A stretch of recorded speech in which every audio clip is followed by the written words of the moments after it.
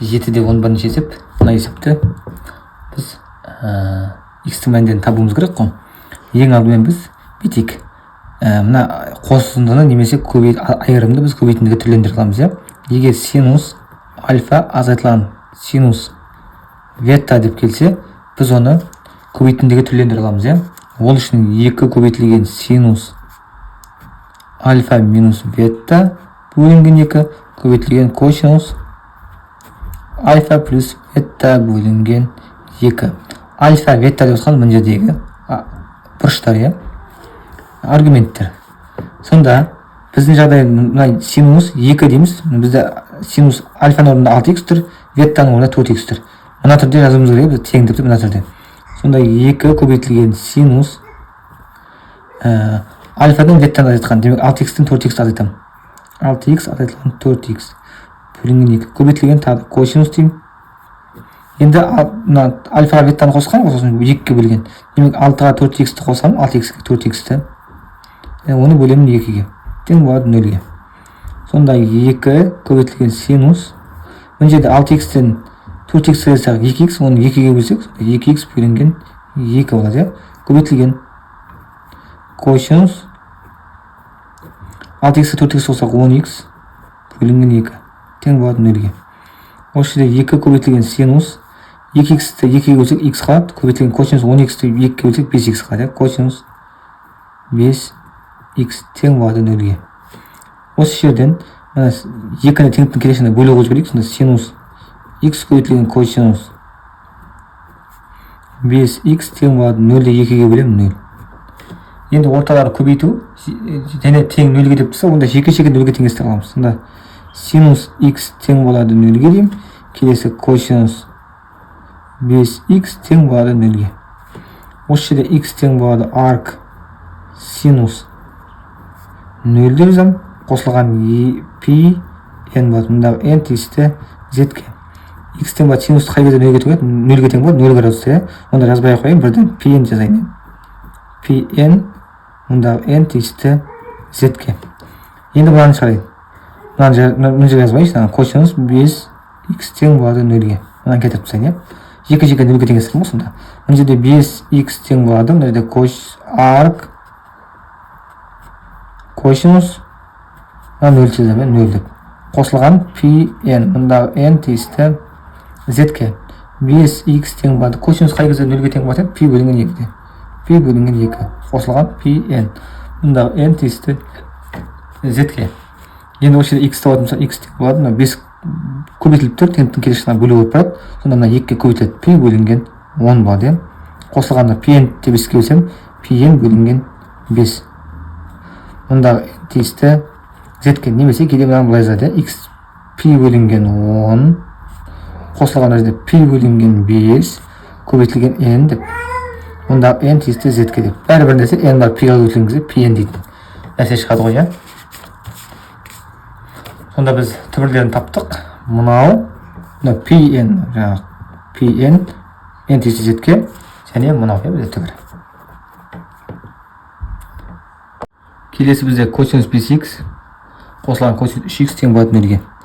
Осыны біз қосындының көбейтіндіге түрлендіруіміз керек. Егер косинус альфа қосылған косинус ветта деп келсе, осыны көбейтіндіге түрлендіру үшін біз 2 көбейтілген косинус альфа плюс ветта бөлінген 2 көбейтілген тағы косинус альфа минус ветта бөлінген 2 болады.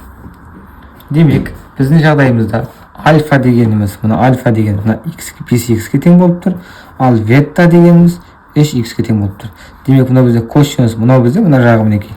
Ол мына жағын беріп тұр, мінекей. Енді мен оны мына түрде жазуым керек. Онда мына түрде жазуысы мен істеймін. 2 көбейтілген косинус, сосын альфа қосылған ветта, 5х қосылған 3х, 5х қосылған 3х бөлінген 2 көбейтілген косинус. Енді 5х-тен азайтамын 3х, 5х азайтылған 3х бөлінген 2 тең болады 0-ге. Мынаны мен көбейтіндіге түрлендірдім. Енді ары қарай 2 көбейтілген косинус 5х-ке 3х қоссам 8х болады бөлінген 2 көбейтілген косинус 5х-тен 3х айырсам 2х бөлінген 2 тең болады 0-ге. Осы жерде 2 көбейтілген косинус 8x 2 бөлсем 4x көбейтілген косинус 2x-те 2 бөлсем x қалады, тең болады 0-ге. Осы жерде косинус 4x көбейтілген косинус x, мына 2 көбейтіліп тұр ғой, теңдіктің келесі жағына бөліп жүреміз. Сонда 0 бөлінген 2 болып келеді. Сонда косинус 4x көбейтілген косинус x тең болады 0-ді 2 бөлсек 0.